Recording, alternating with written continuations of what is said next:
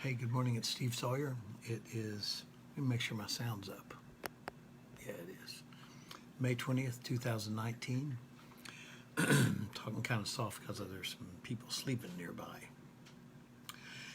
Today I really wanted to talk about what the soul is, but I found some really interesting things that I thought might be a great segue into it. So if we start, good morning. How you doing, Blaze? If we start with just some of our common reference points, like what's the body? I think we'd all agree that the body is just the physical organism, right? It's an electrochemical body of animal origin. The mind, of course, deals with thinking and feeling and things like that, and that's whether we're conscious or unconscious, the mind is present. And then if we get to the idea, hey Troy, of spirit, there's a concept, the primitive way of discussing it from the New Testament was where Jesus said the kingdom of God lives within you. But there are also a lot of major religions around the world that have identified and specifically stated emphatically that there is a fragment of deity, of the Creator, which lives within us. Now, having gone to a lot of different church services and a lot of conferences, I've heard some very interesting things where people talk about what the soul is.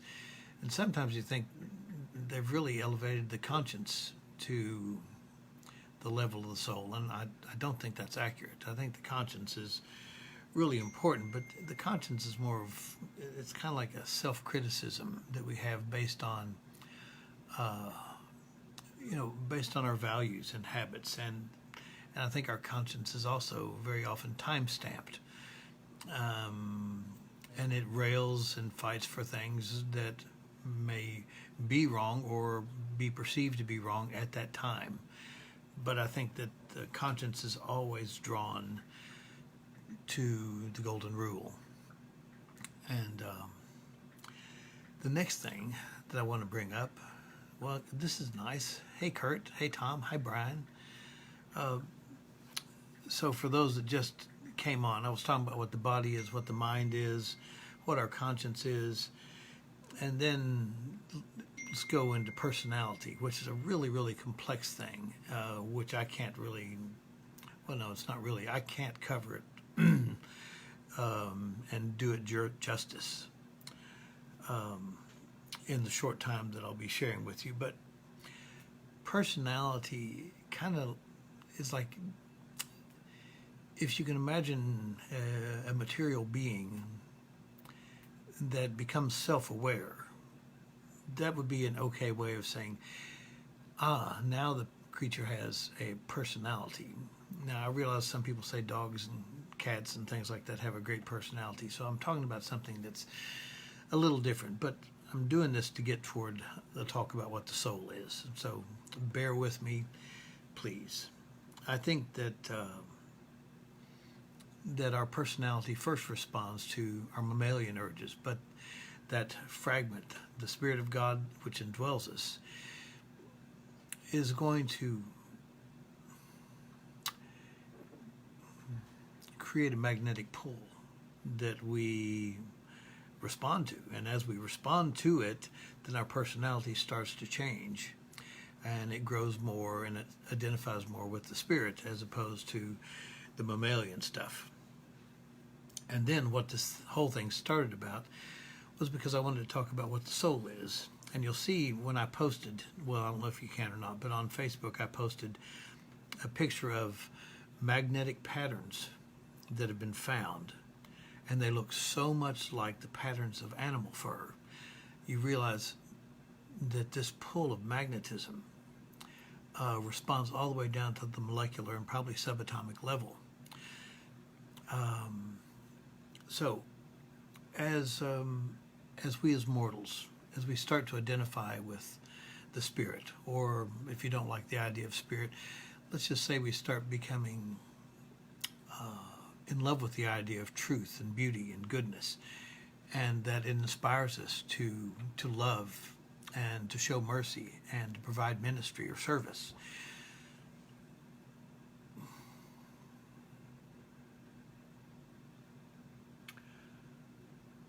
These unselfish actions, I believe, are in response to the magnetic pull of God.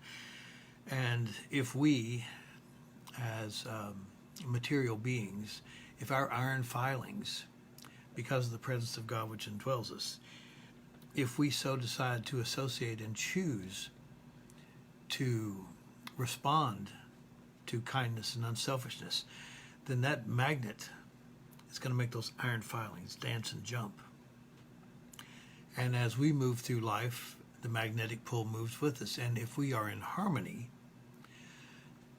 if we're in harmony with this magnetic pull, then all of a sudden beautiful patterns are created in our spiritual magnetic filings. And those are patterns that are repeatable. And for people that still don't really believe in God, just let me say, iron filings have no way of proving that there's a magnet. All we know is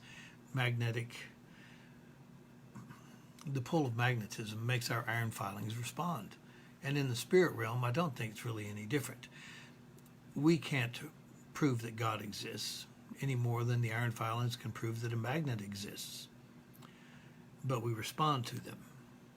And if you enjoy the response of unselfish behavior, if you enjoy the fact that you love the idea of things that are true and things that are beautiful and things that are good, and if it makes you want to become the kind of person that is merciful and forgiving and loves to serve, can you just imagine if the animals have patterns so beautiful responding to the biological magnetism that weaves throughout their DNA?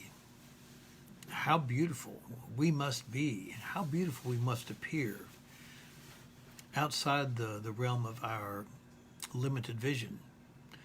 Because anybody that's seen the chart knows that if you make an imaginary line that's like a foot long, there's a pencil width line right in the middle that's the visible light spectrum.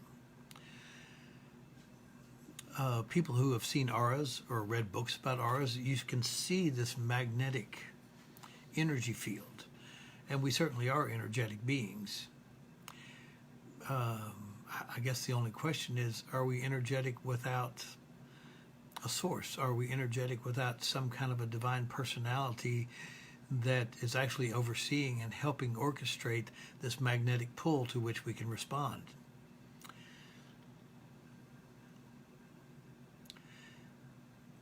I believe that the soul is a human being's response to the magnetic pull of spiritual kindness. And when, as children, probably pretty young, when we start making our first unselfish choices, that there's a betrothal, there's a bond. There's a bond where the magnetic pull of spiritual gravity makes an unbreakable bond with the iron filings of our material origins. And if we so choose, if we continue to embrace kindness and unselfishness and service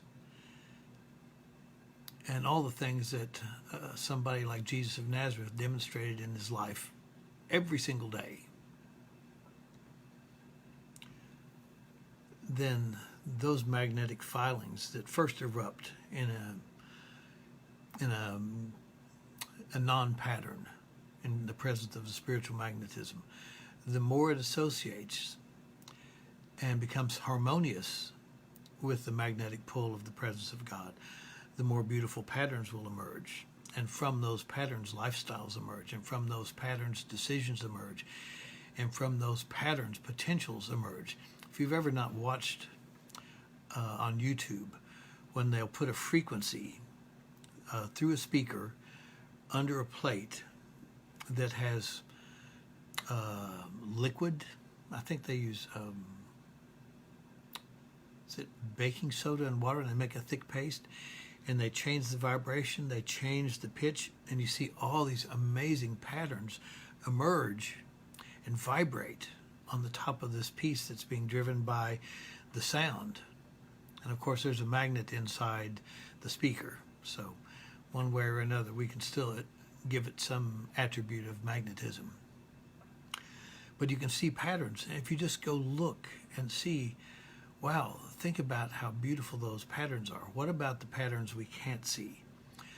There are patterns that artists have tried to describe about the orbits of planets in a solar system, or the orbits that have the magnetic energy fields going around the Earth that they can describe and predict mathematically, but you can't see them.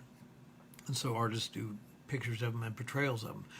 There's so much about physical magnetism, but there's so much more about spiritual magnetism. Maybe that's why sometimes we say, God, I'm just so drawn to that person. But I think it's more important to be the kind of person that... That was a phone call coming in. That was my dentist. I'll be calling them back very, very shortly. In fact, I should probably call them back now. Just pay attention. Go to YouTube. Take a look. See what you can see regarding these beautiful patterns that we can prove exist. And believe that they're there on an unseen level. And that the spiritual gravity of God, if we harmonize and associate with it, makes beautiful patterns in our life that give us roadmaps. It probably makes it easier for God to talk to us, because I don't know that I'd actually want to hear a voice. I'd probably be pretty sure I was delusional. But if there's a pattern, a magnetic pattern that I can follow and feel, yeah, I can get into that. So I've got to call my dentist. I love you guys. Thank you so much. And Brian, I hope you're going to be there this Friday night. I've eaten all but 2 eggs. I'm saving them probably for Thursday morning. All right. You all have a wonderful day. Pay attention. Even look at the leaves. The patterns in the leaves respond to a magnetism. All these patterns in the universe are just wonderful. Well, if you can't bring them, don't worry. You're my friend, egg or eggless. Talk to you guys later. Bye.